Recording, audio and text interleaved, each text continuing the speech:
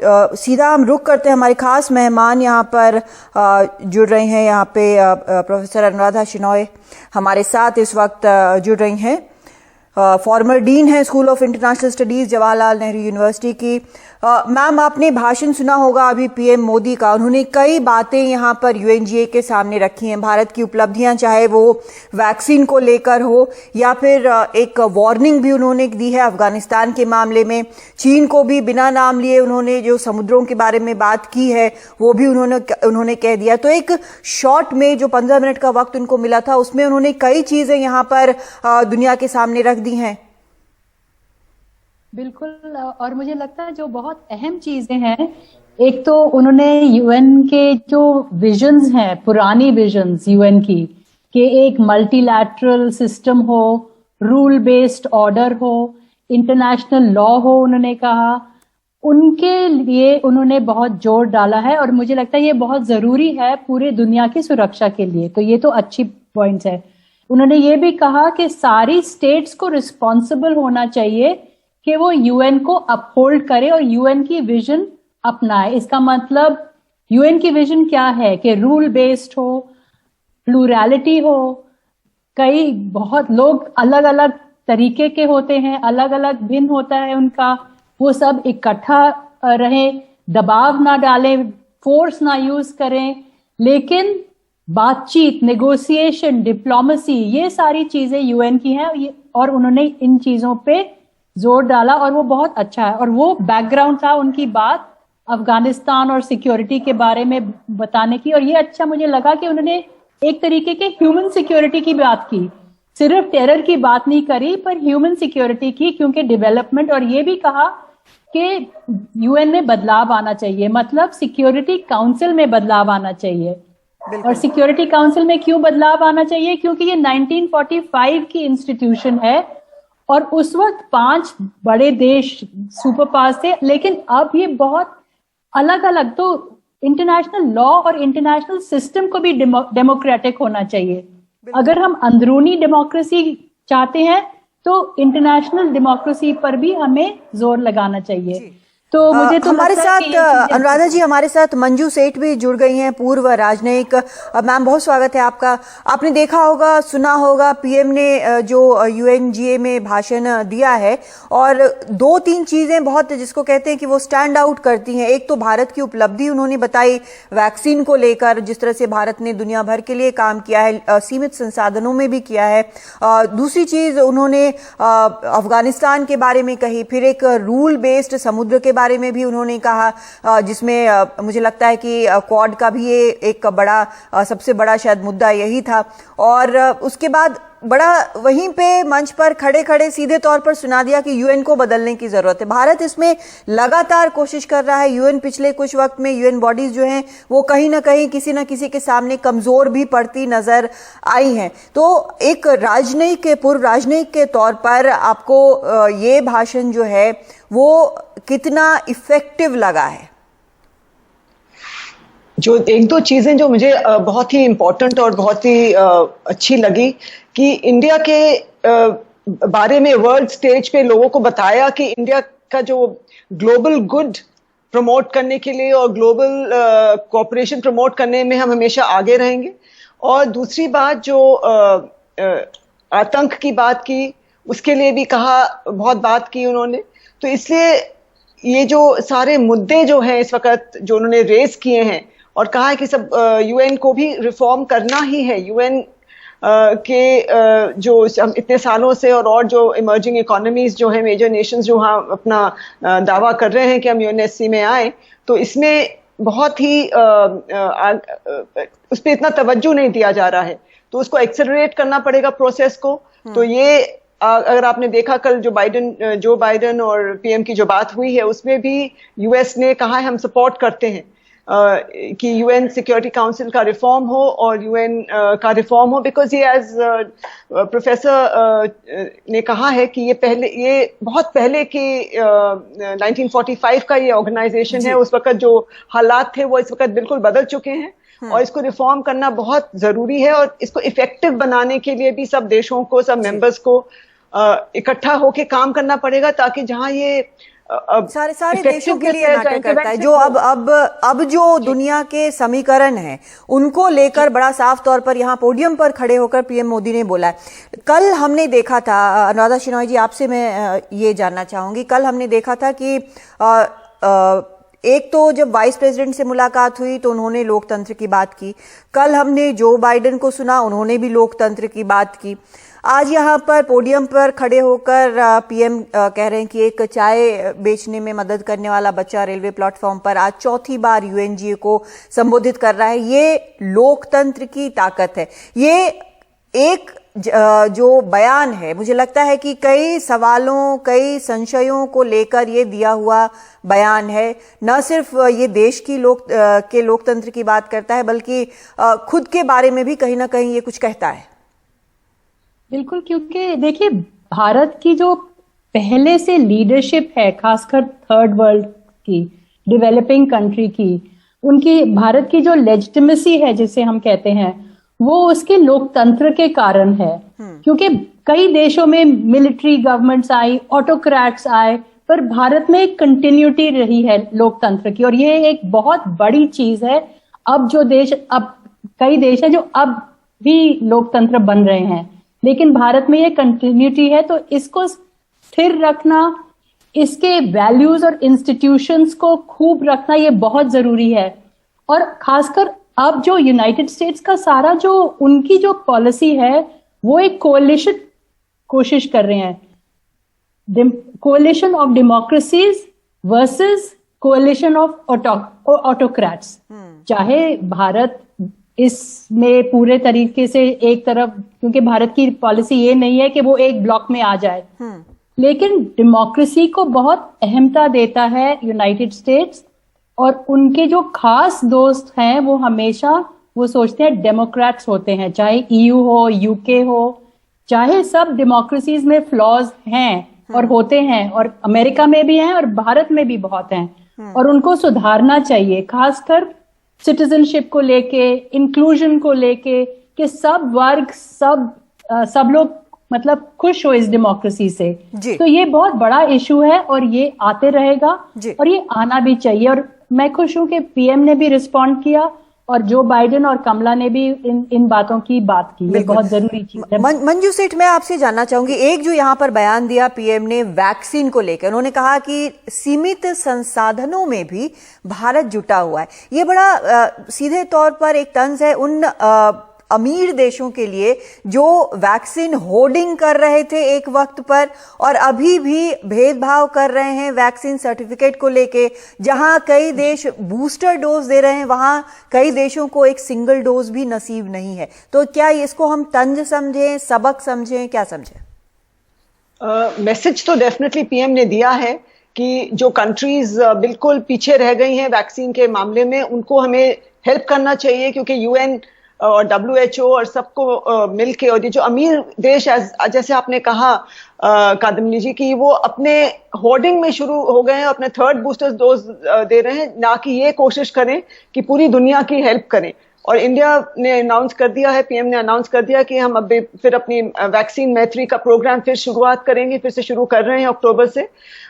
थोड़ी देर रोकना पड़ा, और लेकिन पहले भी जितना भी हमारे पास था हमने शेयर किया है, जो सब लोगों ने अप्रिशिएट किया सारे डेवलपिंग कंट्रीज में, जहां हमने चाहे एक्सपोर्ट किया, चाहे डोनेशन बेसिस पे दिया है, सबने अप्रिशिएट किया है कि इंडिया ने अपनी शेयर किया है, अपने पास जो भी उनके पास था, और आगे चल के भी शेयर करेंगे। हमको रोकना पड़ा क्योंकि सेकेंड वेव आ गई और बहुत यहाँ पे प्रॉब्लम आ गई है, और हमारा भी बहुत ही ह्यूज चैलेंज है सबको वैक्सीनेट करने का, लेकिन फिर भी हम इंडिया ने बोल दिया है कि हम सबके साथ शेयर करेंगे। ये बहुत ही इंपॉर्टेंट है, और उन्होंने यूएन से भी कह दिया है कि हम शेयर करेंगे सबके साथ, और नए वैक्सीन जो डेवलप हो रहे हैं, नेजल वाले वैक्सीन और RNA के वैक्सीन, उनको भी हम डेवलप करेंगे और मेक इट अवेलेबल।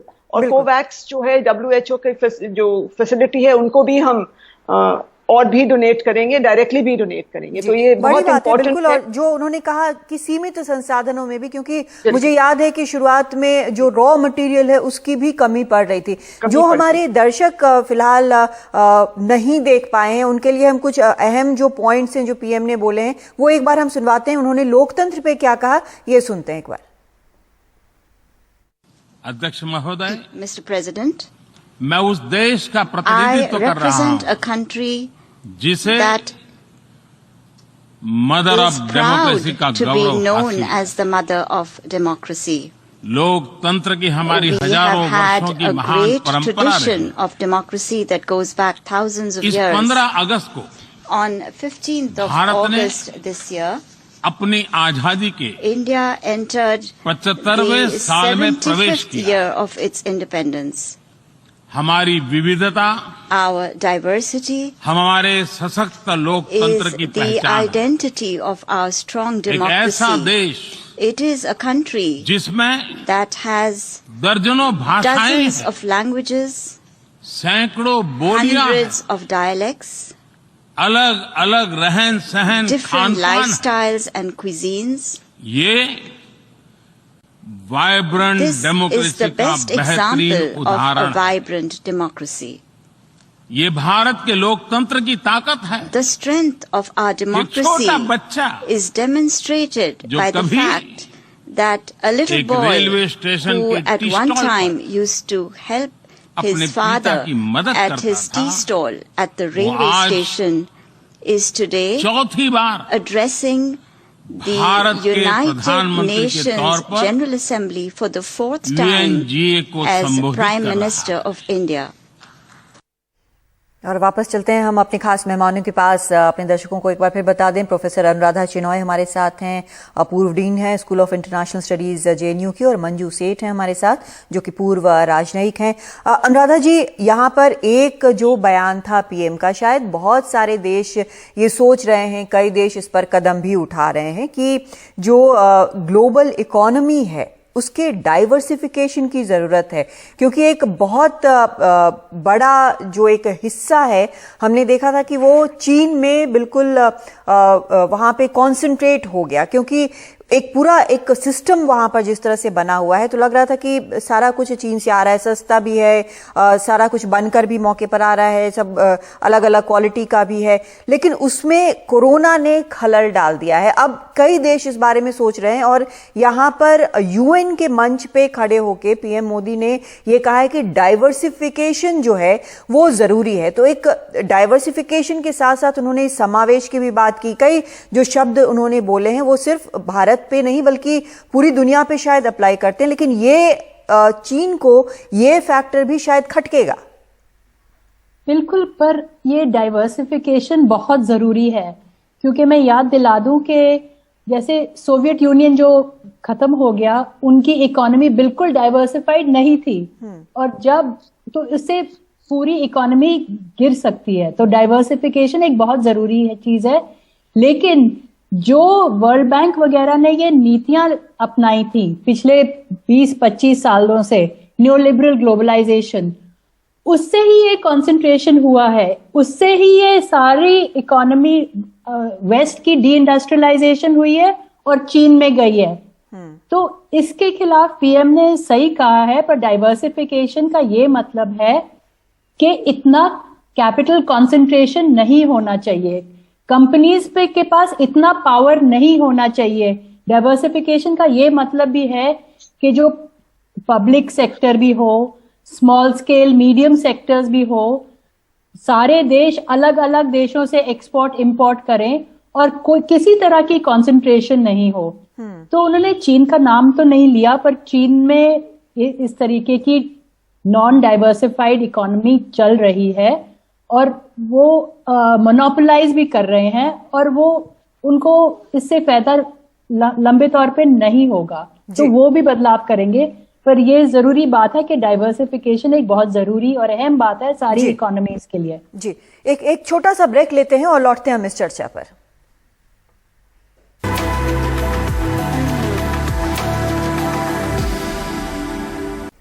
और यूएनजीए में बोलते हुए पीएम मोदी ने ये कहा कि अफगानिस्तान की जमीन का इस्तेमाल आतंकवाद के लिए नहीं होना चाहिए। वो रिग्रेसिव थिंकिंग है जहां पर आतंकवाद को एक स्टेट टूल बनाकर, एक औजार बनाकर इस्तेमाल करता है। एक बार दर्शकों को सुनवाते हैं।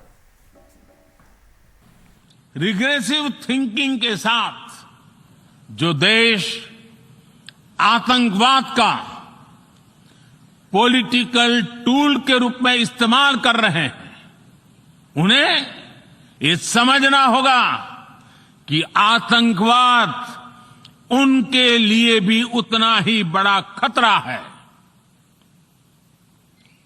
ये सुनिश्चित किया जाना बहुत जरूरी है कि अफगानिस्तान की धरती का इस्तेमाल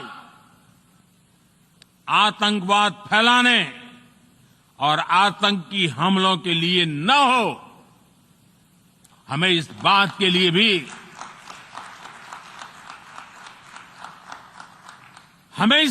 लिए भी सतर्क रहना होगा कि वहां की नाजुक स्थितियों का कोई देश अपने स्वार्थ के लिए एक टूल की तरह इस्तेमाल करने की कोशिश न करें। तो इस पर लगातार हम चर्चा कर रहे हैं। हमारे खास मेहमान हमारे साथ जुड़े हुए हैं। मंजू सेठ के पास मैं जाना चाहूंगी। मंजू जी, यहाँ पर 2-3 चीजें इस एक वाक्य में पीएम ने बोली हैं। एक तो बिना नाम लिए पाकिस्तान को उन्होंने बता दिया कि उनकी थिंकिंग जो है बहुत रिग्रेसिव है, पिछड़ी हुई है, पुरानी तरह की है। दूसरी चीज, उन्होंने चेतावनी भी दे दी कि उसका इस्तेमाल इस तरह से ना करें। लेकिन तीसरी तरफ एक एम्पैथी भी है लोगों के लिए, वहां के लोगों के लिए जो अफगानिस्तान में हालात से वो गुजर रहे हैं, उनके लिए एक दर्द भी है कहीं ना कहीं, जो उन्होंने यहाँ पे कहा, विश्व मंच पर कहा। एक रनिंग थीम हमने देखा है कि अफगानिस्तान के हालात इस पूरे यूएनजीए में रहे हैं। लेकिन यहां साथ के साथ पीएम मोदी ने यूएन पर भी सवाल उठाया। उन्होंने कहा कि कई सवाल खड़े हो रहे हैं। इन सवालों को हमने क्लाइमेट क्राइसिस में देखा है, कोविड के दौरान देखा है, दुनिया के कई हिस्सों में चल रहे प्रॉक्सी वॉर, आतंकवाद, और अभी अफगानिस्तान संकट में भी इन सवालों को जगह मिली है। तो ये एक तरह से जो जोड़ने वाला काम है कि यूएन आखिर कर क्या रहा है अफगानिस्तान में, वो उन्होंने यहां पर कर दिया। बिल्कुल, क्योंकि आप देखेंगे यूएन का जो रोल है वो था थोड़ा इकट्ठा होके एक मत से कोई डिसीजंस लेना और उनको फिर इम्प्लीमेंट करना ऐसे क्राइसिस सिचुएशन में। लेकिन वो हम देख रहे हैं पिछले कई सालों से यूएन का जो इफेक्टिवनेस है, या तो वीटो की वजह से या असहमति की वजह से काफी डिसीजंस जो होने चाहिए थे और जो एक्शन लेना चाहिए था वो नहीं ले पा रहा है। तो इसीलिए पीएम ने जो ये बहुत ही टाइमली चेतावनी दी है कि ये जो यूएन को है, इसको अब सुधारना पड़ेगा, अपने आप को और इफेक्टिव बनाना पड़ेगा कि जो क्राइसिस वर्ल्ड में अलग अलग देशों में जो आते हैं उनको डील करने के लिए वो इकट्ठे हों, साथ में एक राय बनाएं और एक्शन लें। जैसे इसमें अगर आपने पढ़ा होगा, काफी हम लोगों ने भी यूएन ये क्राइसिस में, जब अफगान क्राइसिस चल रही थी, तो हमने ये एक सजेशन हमारी तरफ से आया था, नॉट ऑफिशियली, लेकिन कहा गया था कि एक यूएन सिक्योरिटी टीम या फोर्स को भेजा जाए जब यूएस विड्रॉ कर रहा है, तो वहां उसको स्टेबलाइज करने के लिए कुछ किया जाए। लेकिन देशों में सहमति नहीं हुई और इस पे कोई एक्शन नहीं हुआ। मुझे लगता है अगर हो जाता तो शायद जो क्राइसिस इस वक्त वहां पे जो सिचुएशन है, हालात शायद इतने बिगड़ते नहीं, और जो वहां पे ह्यूमन राइट्स का जो और वुमेन्स राइट्स का जो बिल्कुल ही परवाह नहीं हो रही है, उसको इग्नोर किया जा रहा है, शायद ना होता। तो पीएम का ये जो कहना है, मैं बिल्कुल सहमत हूं कि यूएन को थोड़ा और एक्शन, कड़ा एक्शन मिल के लेना पड़ेगा, क्योंकि अभी चुनौतियां और आएंगी। कोविड में भी पूरी ठीक से हम लोग यूएन नहीं इसको रिस्पॉन्ड कर पाया। तो ये बहुत ही एक जरूरी टाइमली। लेकिन मुझे ये लगता है, अनुराधा जी आपसे इसका जवाब मैं चाहूंगी कि ये एक रेफरेंस यूएनएससी को भी लेकर था, जहां पर काफी वक्त से भारत कह रहा है कि उसको भी उस टेबल पर जगह मिलनी चाहिए, क्योंकि अब दुनिया की रियलिटी जो है वो बदल चुकी है। 1945 से आपने भी ये बात कही, और जहां पर कोई जरूरत होती है, हमने खासकर एक आतंकवादी के मामले में देखा है जहां पर चीन बार बार वीटो लगा देता है, वो टेक्निकल वीटो होता है, और बाकी जो लोग हैं, बाकी जो देश हैं, उसमें कोई भी आगे नहीं बढ़ पाता है। तो ये एक करेक्शन जो है, करेक्शन कोर्स जरूरी है, देखते हुए कि हालात बहुत बदले हैं और जो वहां पर बैठे हैं वो असल में मनमानी कर रहे हैं कुछ हद तक। बिल्कुल, यहाँ 2 बातें आगे आई हैं। एक तो सिक्योरिटी काउंसिल रिफॉर्म, जिसपे हम सब सहमत हैं कि ये बहुत जरूरी है, और इस पे वीटो पावर होना ही नहीं चाहिए, क्योंकि ये एक कंसेंसस बॉडी होनी चाहिए, ब्रॉडन होनी चाहिए, जिसमें developing countries, third world, Latin America, south Asia के रिप्रेजेंटेटिव्स होने चाहिए। तो ये भारत ने कई कमीशंस और बहुत बिठाई हैं, तो उस पे सोच होनी चाहिए। पर दूसरी बात है अफगानिस्तान की, और ये भी सही है कि अफगानिस्तान का सारा मामला यही है, मॉडल यही रहा है कि कोई ना कोई देश ग्रेट पावर वहां इंटरवेंशन करते रहता है। बिल्कुल। पहले इंग्लैंड अफगान और इंग्लिश वॉर्स थी 1850 वगैरह, बॉर्डर कमीशन। उसके बाद सोवियत संघ ने इंटरवीन कर लिया, वो भी मतलब बिल्कुल फेल हो गए। फिर यूनाइटेड स्टेट्स 20 साल वहां रहे तालिबान को हटाने के लिए, और $2 ट्रिलियन वहां पे डाले, और फिर से तालिबान। तो तालिबान को हटाने के लिए $2 ट्रिलियन, तालिबान को लाने के लिए उन्होंने ये किया, ये साजिश। तो वहां पे अब ह्यूमैनिटेरियन असिस्टेंस और दबाव की जरूरत है तालिबान के ऊपर, दबाव। और ये इंडिया का ठीक पोजीशन है कि यहाँ का मामला एक पूरे रीजनल सारे जो एक्टर्स हैं उनको साथ होना चाहिए। ये नहीं हो सकता है कि एक अमेरिका के ग्रुप हो, जैसे उनकी मीटिंग हुई उज्बेकिस्तान, पाकिस्तान, अमेरिका और अफगानिस्तान, उससे कोई मामला नहीं। रूस कह रहा है कि हमें भी बुलाना चाहिए, चीन का भी बॉर्डर है, सेंट्रल एशियन स्टेट्स, तो कई तरीके के पॉलिटिक्स वहां, फिर सिचुएशन और एक बहुत बड़ा ह्यूमैनिटेरियन क्राइसिस और एक तरीके का जेनोसाइड भी हो सकता है। तो इसीलिए किसी को भी वहां इंटरवीन नहीं करना चाहिए। यूएन को ह्यूमैनिटेरियन असिस्टेंस पे और दबाव पे, जैसे मैडम मंजू जी ने कहा है कि women's issue, climate, human security की इश्यूज, जो कॉमन ग्लोबल गुड्स हैं, उन चीजों पे दबाव डालना चाहिए। और वो तभी हो सकता है जब सब इकट्ठे होके करें। और ये लोग खुद चीन और रूस कह रहे हैं कि यहाँ पे इंक्लूसिव गवर्नमेंट है। भाई आप अपनी तो इंक्लूसिव गवर्नमेंट कीजिए कि आप अफगानिस्तान को कह रहे हैं। बिल्कुल सही बात है। एक ब्रेक लेते हैं मैम, लौटते हैं इस चर्चा पर। हम एक छोटा सा ब्रेक लेते हैं।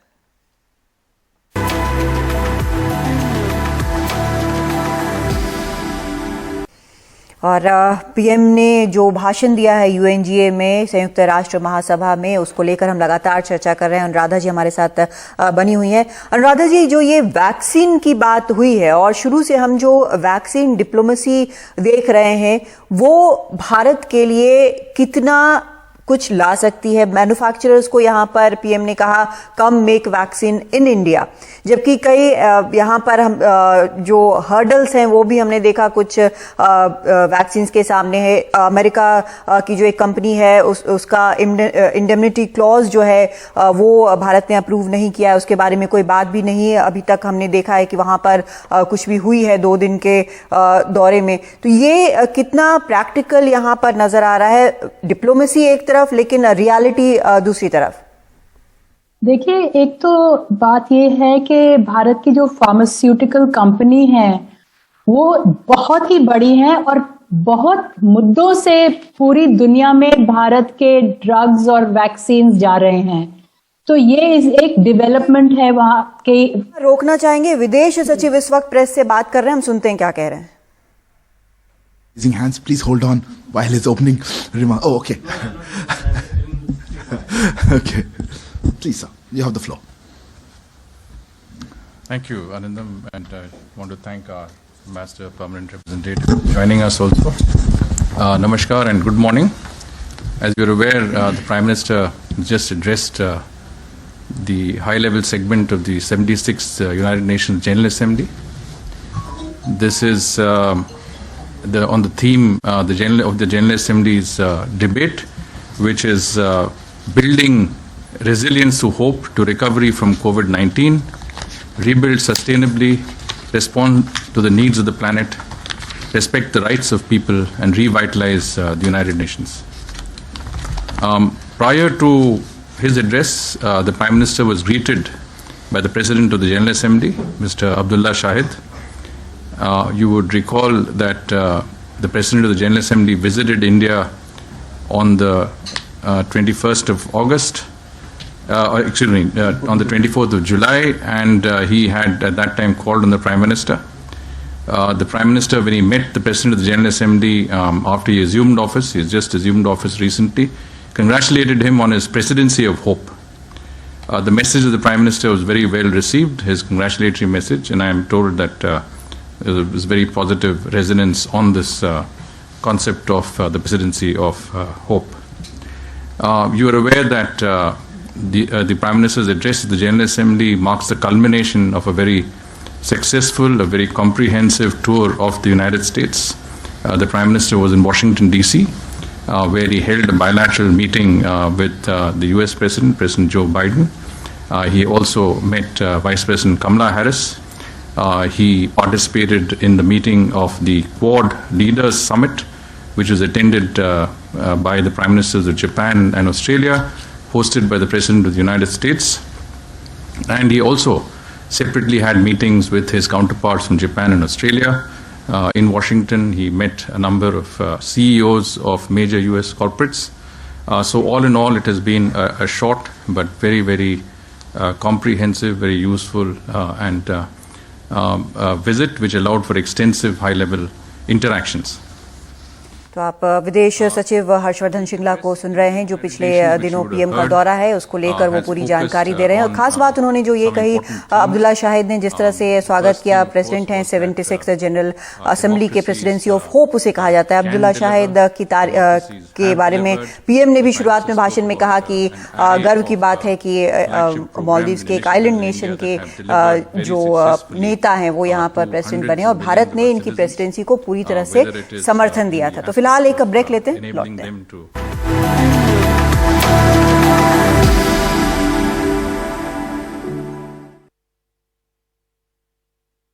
भारत एक बार फिर से वैक्सीन सप्लाई करना शुरू करेगा और ये बात क्वाड में भी हुई, बायलैटरल जो द्विपक्षीय बातचीत प्रेसिडेंट बाइडेन से हुई उसमें भी हुई और यहां पर यूएनजीए में भी पीएम ने इस पर स्पीच में क्या कहा है वो सुनते हैं।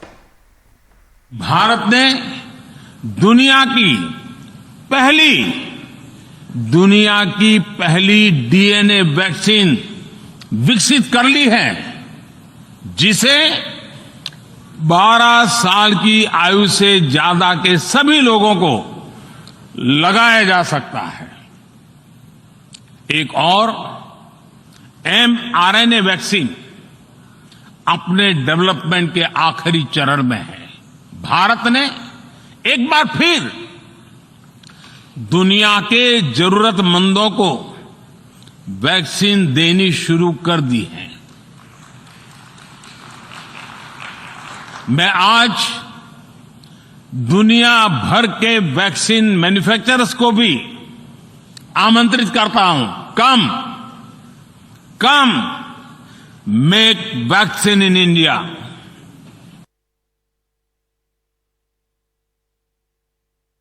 ने अपनी बात रखी है, चाहे वो अफगानिस्तान का मुद्दा हो या यूएन में सुधार का मुद्दा हो या फिर वैक्सीनेशन की बात हो और देश में जो उपलब्धियां हुई हैं उसके बारे में भी उन्होंने बात की है।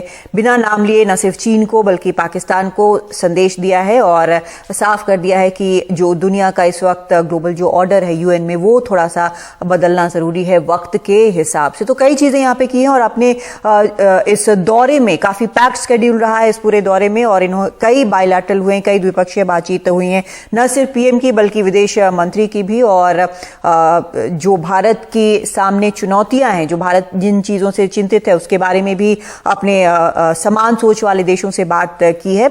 ऑस्ट्रेलिया, जापान, अमेरिका से बात की है और जो चुनौतियां हैं उसको साथ में आगे लेके चलने को तैयार है। लेकिन यूएन में भी ये संदेश दे दिया है कि क्या करने की जरूरत है आज की तारीख में। तो ये बेहद अहम दौरा प्रधानमंत्री का, जहां पर ये आखिरी यूएनजीए में आखिरी उनका एंगेजमेंट था। एक छोटा सा ब्रेक लेते हैं, लेकिन एनडीटीवी इंडिया पर खबरों का सिलसिला जारी है।